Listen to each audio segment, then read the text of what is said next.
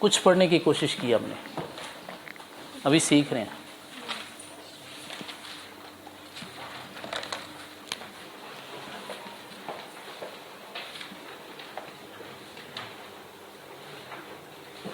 Lecture number क्या?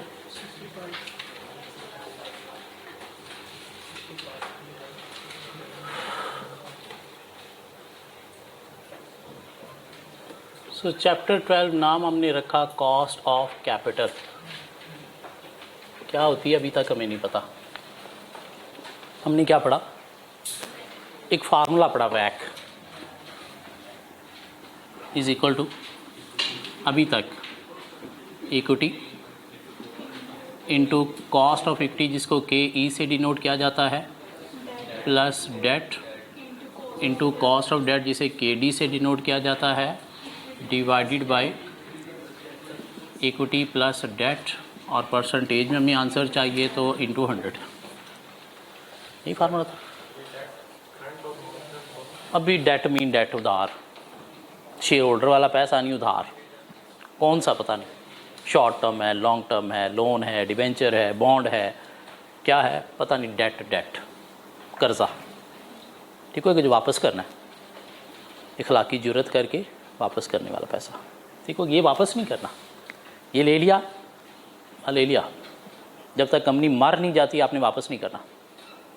मरेगी भी तो पैसे नहीं, एसेट बेच के कुछ बचा तो ले जाएंगे शेयर होल्डर, वरना ये पैसा कंपनी ने वापस नहीं करना। उन्हें पैसा चाहिए शेयर होल्डर को, मार्केट में जाके अपने शेयर बेच के लेने, कंपनी को नहीं आगे मेरे पैसे वापस दे, किसी और इन्वेस्टर से लेंगे। लेकिन डेट वापस करना है कब? जब इसकी मैच्योरिटी है, जब इसका टाइम पीरियड आएगा, 5 साल है तो 5 साल बाद, 10 साल है 10 साल बाद, 3 साल है 3 साल बाद, 6 माह है तो 6 माह बाद। नहीं करोगे, बैंक के पास लीगल राइट है आपके एसेट बेच के, आपकी प्रॉपर्टी बेच के अपना पैसा रिकवर करेगा। इसलिए रिस्क कम है, रिस्क कम है तो उसका रिटर्न भी कम है, इसका रिस्क ज़्यादा है तो इसलिए इसका रिटर्न ज़्यादा होता है। ठीक हो गया? सो वैक जितना कम हो उतना अच्छा है, जितना ज़्यादा हो उतना अच्छा है। एक कंपनी के लिए हम कंपनी का फाइनेंस मैनेज कर रहे हैं, बीइंग अ फाइनेंशियल मैनेजर, तो वैक कम अच्छा है ज़्यादा अच्छा है? कम अच्छा है। क्यों? ये क्या है? Require return. कंपनी का रिक्वायर रिटर्न मीन इतना रिटर्न कंपनी ने कमाना है शेयर होल्डर, डेट होल्डर को खुश रखने के लिए। जितना कम होगा उतना अच्छा है। क्यों? उतनी आपके पास फ्लेक्सिबिलिटी ज़्यादा है आगे डिफरेंट प्रोजेक्ट में इन्वेस्टमेंट करते हुए। क्या ख्याल है? आप कम से कम रिटर्न वाला प्रोजेक्ट भी एक्सेप्ट कर सकते हो। अगर ये ज़्यादा है तो थोड़े बहुत रिटर्न वाला प्रोजेक्ट आप एक्सेप्ट नहीं करोगे तो उससे अपॉर्चुनिटीज़ लॉस्ट होती चली जाएंगी। क्यों? वो प्रोजेक्ट क्यों नहीं आपने एक्सेप्ट किया? क्योंकि लॉस मेकिंग था, आपके रिक्वायर रिटर्न से कम रिटर्न दे रहा था, उससे आपने शेयर होल्डर, डेट होल्डर को खुश नहीं रखवाना था। मीन कमाओगे कम, दोगे ज़्यादा, ऐसे हो ही नहीं सकता। ठीक हो गया? ऐसी बातें हमने कुछ करनी। चलिए टॉपिक स्टार्ट करते हैं, मार्केट वैल्यू। अभी हम क्या कर रहे हैं, कुछ 1-2 दिन छोटे छोटे कॉन्सेप्ट जो है वो कवर कर रहे होंगे, छोटे छोटे क्वेश्चंस पे अप्लाई करके, फिर जाके हम कोई बड़ा क्वेश्चन टैकल करने के काबिल बनेंगे। मार्केट वैल्यू क्या है? मार्केट वैल्यू बोले तो किसी कंपनी की मार्केट वैल्यू। किस चीज़ की मार्केट वैल्यू? कंपनी की इक्विटी की मार्केट वैल्यू। एक इन्वेस्टर को कंपनी की मार्केट वैल्यू देखना होती है उसमें इन्वेस्टमेंट करते वक्त, कि मुझे इस कंपनी में कितनी इन्वेस्टमेंट करनी चाहिए, डिपेंड करेगा market value. Market value basically है क्या? Future profit potential of the company. Future potential of the company. एक कंपनी की वर्थ अभी 100 है, आप उसे हो सकता है 150 में खरीद लोगे, तो 150 क्या है? उसकी मार्केट वैल्यू।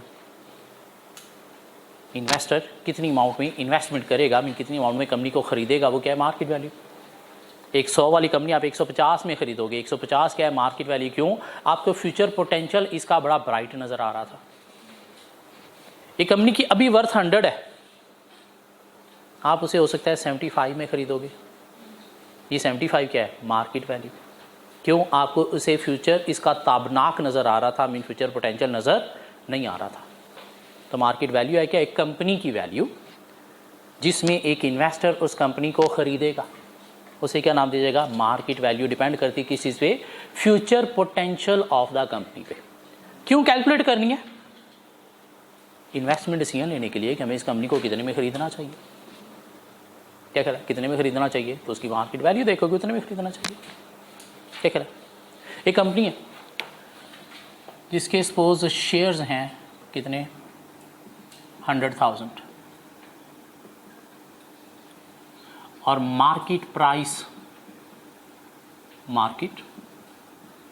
प्राइस पर शेयर है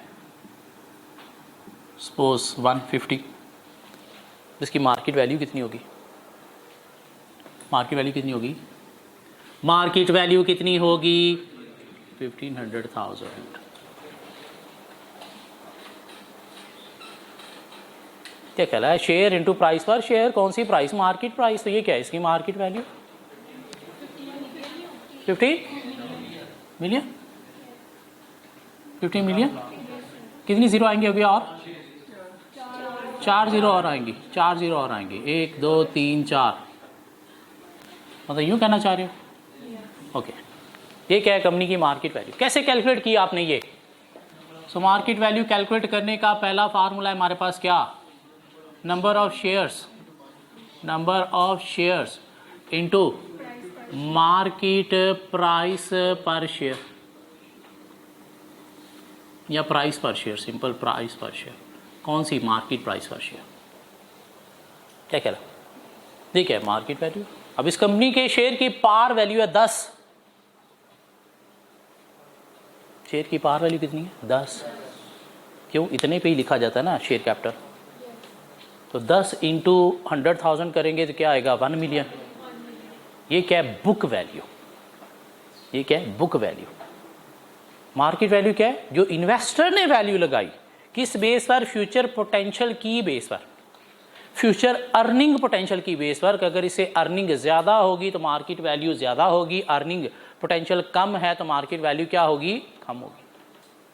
क्या कहते हैं, हम कह सकते हैं मार्केट वैल्यू क्या है, future earning potential of the business, future earning potential. यहाँ तक बात समझ आती है। सो मार्केट वैल्यू एक इन्वेस्टर को चाहिए कंपनी की, क्यों चाहिए, देखने के लिए कि मुझे कंपनी को कितने में बाय करना चाहिए। कैसे निकाली जाती है, number of shares into market price पर शेयर से। ठीक हो गया, एक छोटी सी एग्जांपल डिस्कस करते हैं। सपोज एक कंपनी है, उसके जो है एसेट्स वो हैं 700 के, उसकी हैं लाइबिलिटीज़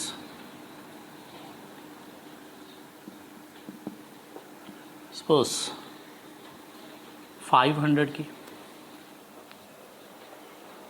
तो बाकी क्या होगा, इक्विटी कितनी होगी, इक्विटी कितनी होगी 200। ये कैसे निकाल लिया भाई, अकाउंटिंग इक्वेशन बचपन वाली, assets is equal to equity plus liabilities, तो assets minus liabilities is equal to equity. क्या कह रहा है, ये जो 200 है ये क्या है, ये है इक्विटी की बुक वैल्यू, ये क्या है इक्विटी की बुक वैल्यू। ठीक हो गया, ये क्या है इक्विटी की बुक वैल्यू। एक इन्वेस्टर कहता है कि मैं इस कंपनी को बाय करता हूं कितने में, 350 में, ठीक है मार्केट वैल्यू। इन्वेस्टर कहता है मैं इसको बाय करता हूं कितने में, 350 में, तो ये क्या है मार्केट वैल्यू। क्यों भाई 350 में क्यों बाय करना चाहता है, उसे फ्यूचर अर्निंग पोटेंशियल कंपनी का ज़्यादा नजर आ रहा है तो इसलिए 350 में बाय करना चाहता है। एक इन्वेस्टर कहता है मैं इस कंपनी को 150 में बाय करूंगा, उसे फ्यूचर अर्निंग पोटेंशियल नजर नहीं आ रहा। इसमें मार्केट वैल्यू है किस चीज की, इक्विटी की मार्केट वैल्यू होती है। मार्केट वैल्यू किसकी होती है, इक्विटी की। शेयर्स इनटू प्राइस पर शेयर, ये भी क्या है इक्विटी है, एसेट की नहीं, लाइबिलिटीज की नहीं, मार्केट वैल्यू किसकी होती है, इक्विटी की। इक्विटी कितनी है, एक इन्वेस्टर उसको उससे ज़्यादा खरीदना चाहता है तो मार्केट वैल्यू ज़्यादा होगी, उससे कम पे खरीदना चाहता है मार्केट वैल्यू कम होगी, उतने पे ही खरीदना चाहता है 200 पे, तो मार्केट वैल्यू भी क्या है, बुक वैल्यू की इक्वल है। क्या कहला, इसमें एक इन्वेस्टर कहता है कि मैं इस कंपनी को 350 में ख़रीदना चाहता हूं जिसकी बुक वैल्यू कितनी है 200। यहाँ से एक रेशो निकाली जा सकती है 1.75। ये जो 1.75 है ना, इसे नाम देता है प्राइस टू बुक रेशो।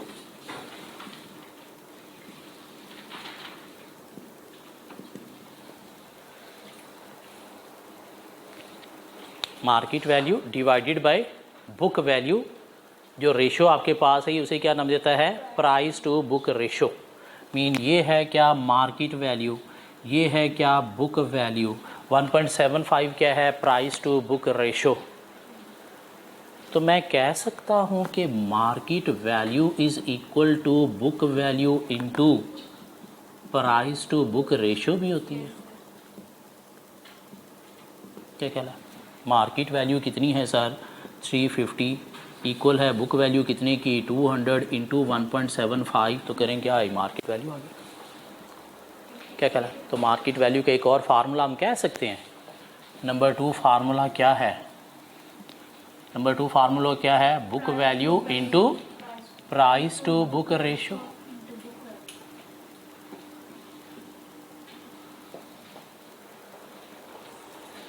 इसको मैं यूं भी कह सकता हूं कि कंपनी की जो मार्केट वैल्यू है ये इसकी बुक वैल्यू का 1.75 टाइम्स है। इस कंपनी की जो मार्केट वैल्यू है ये इसकी बुक वैल्यू का 1.7 टाइम है। तो ये जो 1.7 टाइम है ये क्या है प्राइस टू बुक रेशो है। ये भी कह सकता हूँ। क्या कहना, अब क्वेश्चन में अगर वो आपको कंपनी के शेयर मार्केट प्राइस पर शेयर दे दे और कहीं मार्केट वैल्यू निकालो तो आप निकाल सकते हो। नहीं, अगर उसने बुक वैल्यू 50 दे दिया, नहीं बुक वैल्यू 50 नहीं, उसने यूँ डाटा दे दिया और हमें पता है ये क्या होती है बुक वैल्यू होती है, और उसने प्राइस टू बुक रेशो दे दिया, कहता है मार्केट वैल्यू निकालो, निकाल सकते हो। क्या कहला, नहीं उसने ये डाटा दे के आपको कहा है कि कंपनी की जो मार्केट वैल्यू है वो this time of book value है और आप मार्केट वैल्यू निकालो, फिर भी निकाल सकते हो। यहाँ तक बात समझ आती है। क्या कहला, तो मसले में साहिल चलें आगे। हाँ सही चलते हैं। अब ये जो मार्केट वैल्यू है ना ये इन्वेस्टर टू इन्वेस्टर वेरे भी करती है। Market value investor to investor vary भी करती है। एक इन्वेस्टर है जिसके पास इस कंपनी की सपोज 52% होल्डिंग है, उसके लिए कंपनी की मार्केट वैल्यू कुछ और होगी।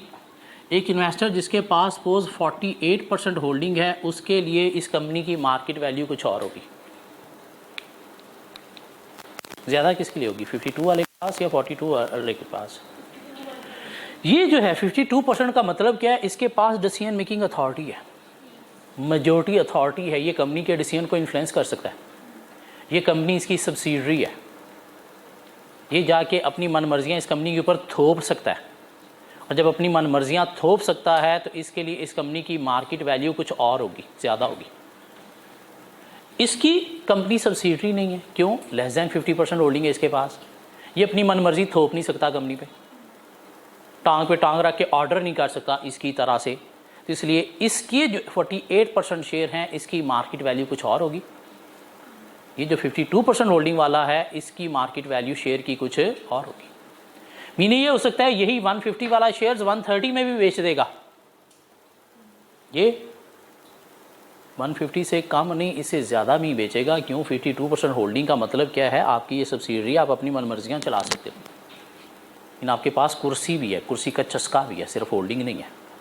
क्या कह रहा है, ऑर्डर देने वाली कुर्सी भी आपके पास है। क्यों, मोर देन 50% होल्डिंग है आपके पास, मेजोरिटी वोटिंग पावर है आपके पास। क्या कह रहा है, तो market value person to person भी वेरी करती है, डिपेंड करता है कितने परसेंट होल्डिंग है उस पर भी, या डिपेंड करता है किस चीज़ पे, फ्यूचर अर्निंग पोटेंशियल पे। हाँ, आप क्वेश्चन की तरफ जाते हैं।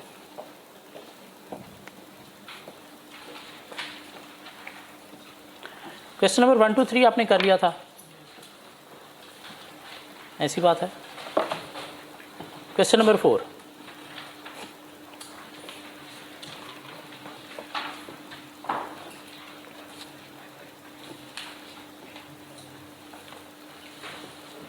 Question number 4. Multan Limited has the following extract from its statement of financial position. Total assets 4,658,000, total liabilities 135,000. The company has issued 50,000 shares in the market. If the price to book ratio is 2.78, calculate the market value of entire company.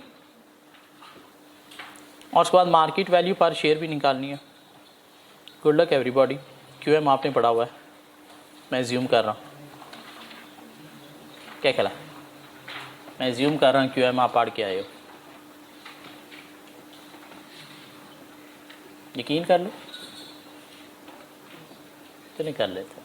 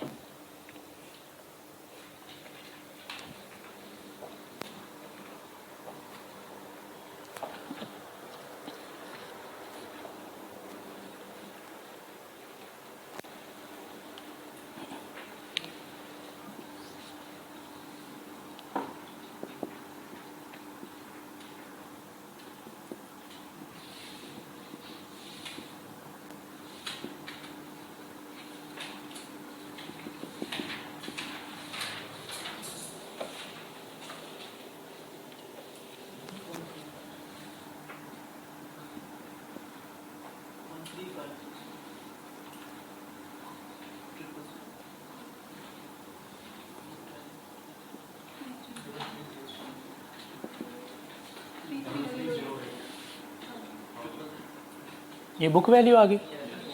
तो आपके पास क्या है? Price to book ratio है. क्या ख्याल है? So price to book ratio 2.78, तो multiply करेंगे. आपके पास क्या आ गई? मार्केट वैल्यू कितनी?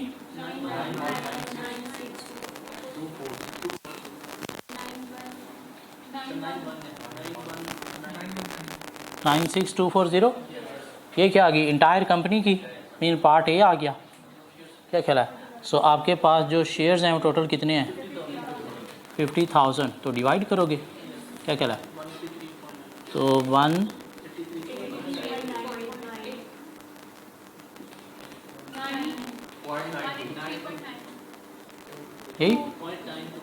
ये क्या है? Market value per share, part B का आंसर. क्या ख्याल है? तो क्वेश्चन नंबर 5 तो आप खुद ही कर दोगे.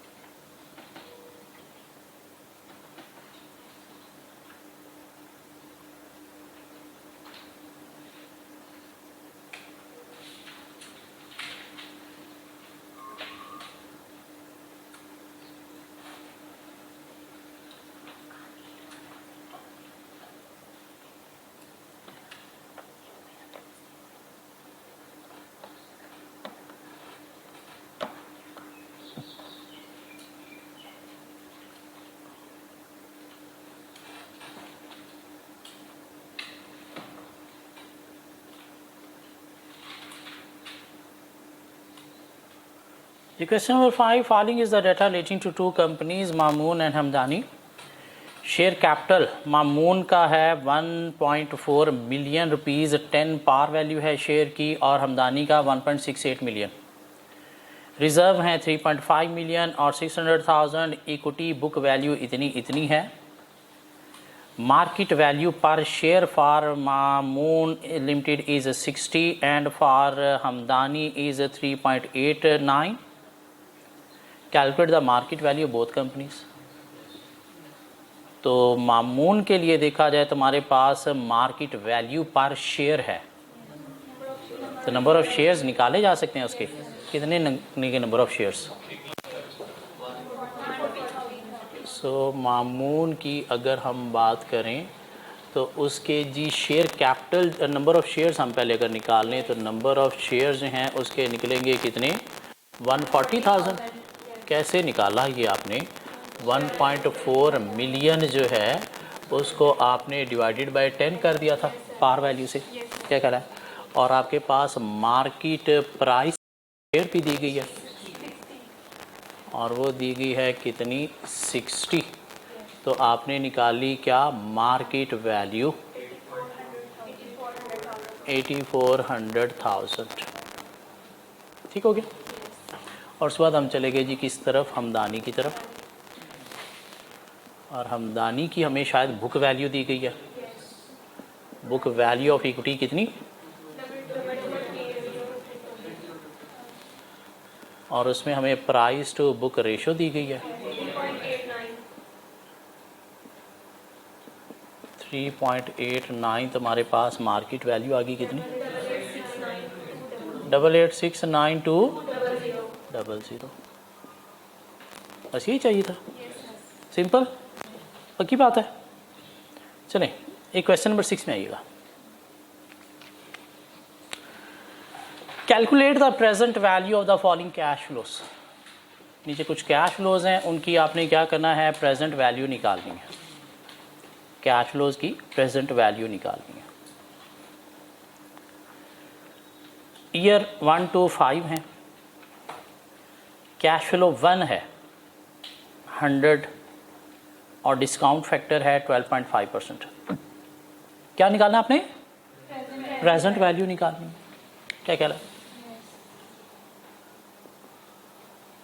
PV is equal to what?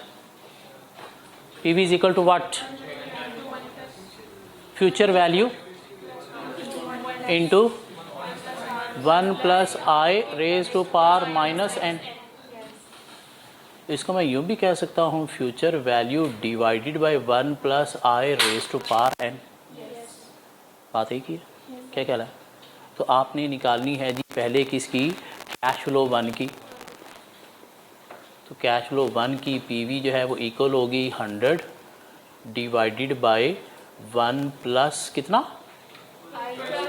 0.125 into 1 raise to power 1 पहले साल का, मीन एक साल में इतना मिलेगा। क्या वैल्यू आई? 80।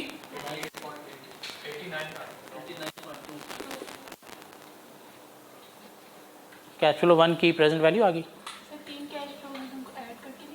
किसको? नहीं, कैश फ्लो 1 मीन ये एक कैश फ्लोज हैं, इसकी आपने प्रेजेंट वैल्यू निकालनी है। कैश फ्लो 2 की सेपरेट, कैश फ्लो 3 की separate, mean over the years. Cash flow 1 में क्या है? सिर्फ पहले साल में इतना मिलेगा, तो आपने प्रेजेंट वैल्यू निकाल ली। अब कैश फ्लो 2 कहता है जी कि 150 मिलेगा अगले 5 सालों तक। तो कैश फ्लो 2 की अगर हम बात करें तो कैश फ्लो 2 में हम जो है वो पीवी निकालेंगे। कैसे जी? 150 मिलेगा पहले साल में, और हम क्या करेंगे? डिवाइडेड बाय कर देंगे क्या? 1.125 रेज टू पावर 1 प्लस हम क्या करेंगे जी? 150 divide by 1.125 raise to power 2 plus 150 divide by 1.125 raise to power 3 plus हम करेंगे जी 150 divided by 1.125 raise to power 4 plus हम करेंगे जी 150 divided by 1.125 raise to power 5। तो हमारे पास पीवी आ जाएगी। क्या ख्याल है? या इस पे हम क्या कर सकते हैं? एनओटी भी अप्लाई कर सकते हैं, एनटी भी अप्लाई कर सकते हैं। क्या ख्याल है? एनटी क्या था? PV is equal to are into 1 minus 1 plus I raise to power minus n divided by i. What is r here? 150. Every year जो कैश फ्लो मिलेगा 1 minus 1 plus 0.125 raise to power minus 5 divided by 0.125. यहाँ से भी value आ जाएगी कितनी? 140.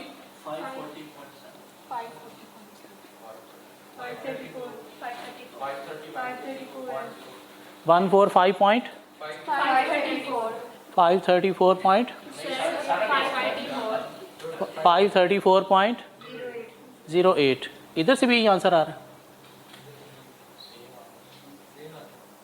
Same आता है, आना चाहिए, आता है, आना चाहिए, आता है. निकाल के देखो क्या आ भी रहा है.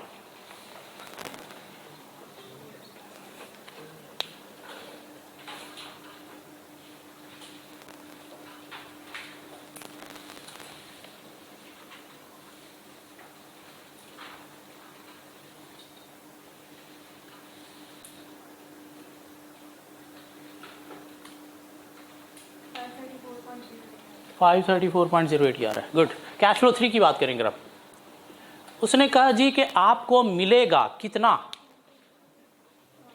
120 टिल इन्फिनिटी, ताहयात मरते दम तक 120 मिलेगा. प्रोपेसिटी अप्लाई कर देंगे. प्रोपेसिटी का फार्मूला है हमारे पास sir, P V is equal to are into 1 minus 1 plus I raise to power minus infinity divided by I. Number of years कितने? ताहयात. ताहयात का मतलब क्या है? इन्फिनिटी. क्या कह रहा है? तो क्या करेंगे? आर 120 मिलेगा into 1 minus 1 plus 0.125 raise to power minus infinity divided by 0.125. तो ये क्या हो गया जी? 120 into 1 minus 0 divided by 0.125 raise to power ख़त्म होगी ना. क्या ख्याल? जिस चीज़ की पावर इन्फिनिटी है वो इक्वल टू किसके होगी? 0 के. कैलकुलेटर यही कहता है. क्या ख्याल है? दिस मीन हम कहेंगे जी 120 इंटू 1 बाय 0.125. इसको हम ये भी कह सकते हैं कि 120 डिवाइडेड बाय 0.125. क्या ख्याल है? इसको हम ये भी कह सकते हैं कि यहाँ से हमारे पास एक फार्मूला निकलता है आर ओवर आई. क्या कह रहा है? इसका आंसर दीजिएगा. क्या पूरा पूरा 960? क्या कह रहा है? चलो जी, यहाँ तक बातें समझ आई. आगे चलें. चलें एक छोटी सी बात और करते हैं. ये चीज़ कुछ नई नहीं थी, ये तो हमने ऑलरेडी की हुई है 17 में. ठीक है, सिर्फ वो नॉलेज थोड़ा सा रिकॉल किया है कि इन्फिनिटी का फार्मूला क्या है, परपेचुटी का फार्मूला क्या है. ठीक हो गया? ओके. देखिए ज़रा, एक कंपनी है, एक कंपनी है जिसकी इक्विटी बुक वैल्यू जो है वो है सपोज 200. और एक कंपनी जो भी इक्विटी पे मीन कमाती है उसे नाम दिया जाता है रिटर्न ऑन इन्वेस्टमेंट का, या return on equity, ROE. Suppose है वो कंपनी की 20%. 200 का 20% कितना बनता है? 40. और कंपनी जो भी कमाती है वो एज ए डिविडेंड पे कर देती है. कंपनी जो भी कमाती है वो एज ए डिविडेंड पे कर देती है. और ऐसा काम कौन करती हैं? Private companies. पब्लिक नहीं. क्यों? पब्लिक को अपने फ्यूचर के लिए भी कुछ पैसा एज ए रिजर्व रखना पड़ता है. प्राइवेट कंपनीज जो भी कमाती हैं वो शेयर होल्डर, इन्वेस्टर निकाल लेता है और बिजनेस वैसे ही चलता रहता है. ठीक हो गया? दिस मीन ये क्या था? ओपनिंग बैलेंस कहाँ पे? ईयर 1 में सपोज. तो क्लोजिंग बैलेंस इक्विटी का क्या होगा? 200. क्या कह रहा है? Equity closing balance. ईयर 2 में ओपनिंग बैलेंस क्या होगा? 200. कंपनी ने कमाया फिक्स रेट से कितना? 40 पे कर दिया डिविडेंड. क्लोजिंग बैलेंस क्या बचा फिर? 200. ईयर 3 में क्या होगा? 200 ओपनिंग बैलेंस. कंपनी ने 40 मीन 20% कमाया और जो कमाया वो कंपनी दे देती है डिविडेंड. क्लोजिंग बैलेंस क्या हुआ? 200. ईयर 4 में क्या होगा? ओपनिंग बैलेंस 200 आया, 20% कंपनी कमाती है और जो कमाती है एज ए डिविडेंड पे कर देती है, क्लोजिंग बैलेंस क्या बचा, मीन ये सिचुएशन ताहयात चलती रहेगी, ये सिचुएशन ताहयात चलती रहेगी। इस कंपनी का अगर हमने निकालना है मार्केट वैल्यू, इस कंपनी की हमने निकालनी है मार्केट वैल्यू, कौन सी कंपनी जिसके क्या है कांस्टेंट डिविडेंड है, क्या है कांस्टेंट डिविडेंड है। कांस्टेंट का मतलब क्या है कि same dividend company every year पे कर रही है। कितना पे कर रही है, 40 40 40 40 40 एवरी ईयर पे कर रही है। क्या कहला है, इसकी अगर हमने मार्केट वैल्यू निकालनी है जो ताहयात कांस्टेंट डिविडेंड पे कर रही है, तो यहां पे हम क्या अप्लाई करेंगे, market value is equal to r over आई।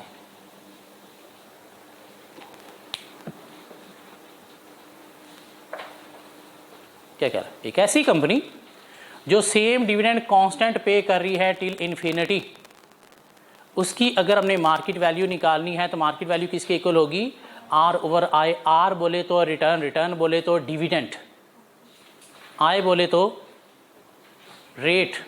कौन सा रेट, रेट कौन सा, यहाँ पे रेट हम जो है वो अप्लाई करेंगे के ई मीन जो इन्वेस्टर का रिक्वायर्ड रेट है। रेट इन्वेस्टर क्या रिक्वायर करता है, मिलना किसको है, रिटर्न मीन डिविडेंड किसको मिलना है, इन्वेस्टर को मिलना है। तो मार्केट वैल्यू का एक तीसरा फार्मूला भी है, एक ऐसी कंपनी जिसके कांस्टेंट डिविडेंड है, उसमें हम कहेंगे जी कि मार्केट वैल्यू किसके इक्वल है, r over i. R over i या हम इसे कहेंगे जी डिविडेंड ओवर के ई, के आई क्या होता है, रेट, और यहाँ पे रेट का मतलब क्या है, इन्वेस्टर का require return mean cost of equity. क्यों, डिविडेंड किसको मिलना है, इन्वेस्टर को मिलना है, तो उसका जो रिक्वायर्ड रेट है वो क्या है, के ई। ये बात समझ आती है। एक क्वेश्चन नंबर 7 और क्वेश्चन नंबर 8 मिलता है आपको, क्वेश्चन नंबर 7 और क्वेश्चन नंबर 8 मिलता है आपको, ट्राई करेंगे ज़रा।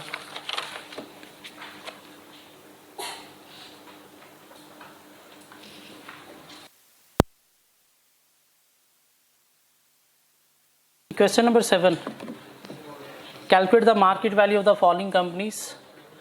कंपनी ए डिविडेंड दिया गया है, के ई दिया गया है, all the companies paid a constant dividend r over i, dividend over K E. Company ए का मुझे प्लीज़ मार्केट वैल्यू बता दें, 125 1250। कंपनी बी का, कंपनी सी का। चलें जी क्वेश्चन 8 में आ गए। क्वेश्चन 8 कहता है जी कंप्लीट द फॉलोइंग टेबल। आपके पास different scripts A B C D mean कोई 4 तरह की कंपनीज हैं। कंपनी ए को देखें तो प्रॉफिट ये देती है 460, शेयर्स हैं 25,000, मार्केट वैल्यू पर शेयर नहीं दी गई, कॉस्ट ऑफ इक्विटी 12.50 दी गई है, total market value of equity नहीं दी गई। तो कोई एक चीज़ फाइंड की जा सकती है, market value of equity find की जा सकती है, तो market value of equity find की जा सकती है कैसे, डिविडेंड ओवर के ई। डिविडेंड क्या है 460, क्या हम क्या एज्यूम कर रहे हैं कि कंपनी जितना कमाती है उतना क्या करती है, डिविडेंड दे देती है। तो क्या करेंगे जी कंपनी ए के लिए, क्वेश्चन नंबर 7 है ना, सो कंपनी ए के लिए हम कहें जी कितना 460 जो है वो कंपनी कमाती है, तो इक्विटी कॉस्ट ऑफ इक्विटी कितनी है 12.5%। मीन हमने क्या किया जी आर ओवर आई से मार्केट वैल्यू जो है वो निकाल ली, कितनी 3.368,000। क्या कह रहा, ये क्या आ गई total market value of equity. क्या कह रहा है, तो मार्केट वैल्यू पर शेयर भी निकाली जा सकती है, कैसे, डिवाइडेड बाय 25,000 शेयर्स कर दें, 147 क्या कह रहा है। So total market value of equity company A की आ गई कितनी 3.68 मिलियन, और हमारे पास मार्केट वैल्यू पर शेयर आ गई। कंपनी बी को देखें, प्रॉफिट है 3 मिलियन, सैलरी है 70, शेयर हैं 75,000, मार्केट वैल्यू पर शेयर इतनी है, कॉस्ट ऑफ इक्विटी नहीं दी गई, total market value of equity हमें दी गई है। तो total market value of equity हमें दी गई है, शेयर्स दिए गए हैं, मार्केट प्राइस पर शेयर दी गई है। तो मार्केट प्राइस पर शेयर इंटू शेयर करके देखो क्या 18.750 आता है, ये ठीक आता है, क्या ख्याल है? तो हमने निकालना है क्या cost of equity. Cost of equity कैसे निकालेंगे? कंपनी बी के लिए मार्केट वैल्यू होती है इक्वल टू किस चीज़ के, डिविडेंड डिवाइडेड बाय के ई के। तो के ई अगर आपने निकालना है तो के ई इक्वल हो जाएगा डिविडेंड ओवर मार्केट वैल्यू। तो डिविडेंड कितना दिया गया है 3 मिलियन और मार्केट वैल्यू आपको दी गई है कितनी 18.750। तो के ई कितना आ गया 16%। क्या ख्याल है? पार्ट सी में मुझे के ई बता दें कितना है 22.5। पार्ट सी का के ई है 22.5। कैसे आया? ऐसे ही आया। और पार्ट डी में मार्केट वैल्यू पर शेयर कितनी है? पार्ट डी में मार्केट वैल्यू पर शेयर है कितनी 375। तो टोटल मार्केट वैल्यू कितनी है 2250 000। क्या ख्याल है? कुछ चीज़ें यहाँ तक समझ आ गई? हाँ, क्या पढ़ा आज हमने? अभी तक हमने क्या पढ़ा? वैक के अंदर हमने देखा जी कि वैक क्या है, weighted average cost of capital, company का required return. Mean share holder, debt holder को खुश रखने के लिए कंपनी को कितना रिटर्न रिक्वायर है, उसे हम नाम देंगे वैक का। कब हमने वैक कैलकुलेट करना है, क्यों करना है वैक कैलकुलेट, क्यों करना है? इन्वेस्टिंग डिसीजन के लिए कि हमने कहीं पे पैसा लगाना है किसी प्रोजेक्ट में, तो देखना है हमें वहाँ से रिक्वायर्ड रिटर्न क्या चाहिए। रिक्वायर्ड रिटर्न क्या चाहिए अपने शेयर होल्डर, डेट होल्डर को खुश रखने के लिए। क्या ख्याल है? वैक है 15%, जिसमें हमारा रिक्वायर्ड रिटर्न एट लीस्ट 15% है। मीन 15% किसी प्रोजेक्ट से कमाएंगे तो इससे हम शेयर होल्डर, डेट होल्डर को खुश रख पाएंगे, इससे कम पे नहीं। तो इसलिए हमने डिफरेंट प्रोजेक्ट में इन्वेस्टमेंट करते वक्त हमने वैक निकालना है। कैसे निकाला जाता है? Equity into cost of equity, mean share holder का रिटर्न क्या है, plus debt into cost of debt. Cost of debt mean debt holder हमसे क्या इंटरेस्ट चार्ज कर रहे हैं, डिवाइडेड बाय इक्विटी और डेट का वेट। क्या कहला? वैक कैलकुलेट करना सीख लिया हमने। अब हम सीख रहे हैं क्या, मार्केट वैल्यू। क्यों? कहते हैं कि जब आपने वैक निकालना है तो इसके अंदर आपने मार्केट वैल्यू यूज करनी है, इक्विटी की भी, मार्केट वैल्यू यूज करनी है डेट की भी। अब वो मार्केट वैल्यू ऑफ इक्विटी कैसे निकालते हैं वो आज हमने सीखा है। वैक के अंदर आपने जो इक्विटी यूज करनी है वो कौन सी यूज करनी है, मार्केट वैल्यू ऑफ इक्विटी। क्यों? हो सकता है 6 साल पहले इक्विटी की वैल्यू ये थी, आज आपने जो रिक्वायर्ड रिटर्न लेटेस्ट निकालना है वो आपने करंट इक्विटी के अकॉर्डिंगली निकालना है। इक्विटी की अब वर्थ कितनी है, क्यों? ये वर्थ तो 6 साल पहले थी, अब इसकी करंट वर्थ कितनी है, करंट वर्थ इतनी है। क्या कहला है? तो आपने लेटेस्ट वैक निकाल के डिसीजन लेने हैं ना, तो उसके लिए आपको क्या करना है, ये इक्विटी जो आपने यूज करनी है ये बुक वैल्यू वाली नहीं, कौन सी, market value of equity use करनी है। हम वो मार्केट वैल्यू ऑफ इक्विटी कैसे निकालनी है वो हमने 3 फार्मूलाज देख लिए।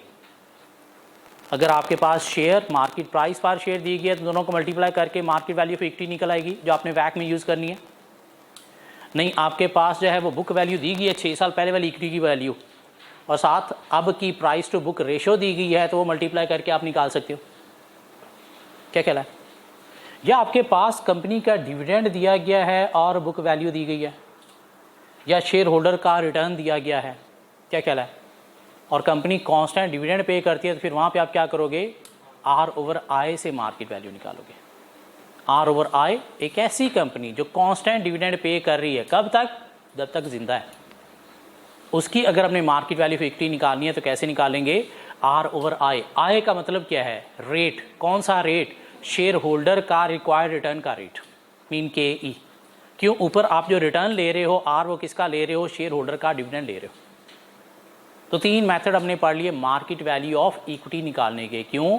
लेटेस्ट वैक निकालने के लिए हमें ये मार्केट वैल्यू पे चाहिए, ये भी मार्केट वैल्यू पे चाहिए। ये कैसे कैलकुलेट करेंगे? नेक्स्ट लेक्चर में देखेंगे। मीन अभी तमीद बांध रहे हैं वैक कैलकुलेट करने की। मीन थोड़ा थोड़ा चीज़ों का नॉलेज ले रहे हैं, फिर जाके एक बड़े क्वेश्चन पे से अप्लाई करने के काबिल बनेंगे। भाग जाओ, कल मिलते हैं।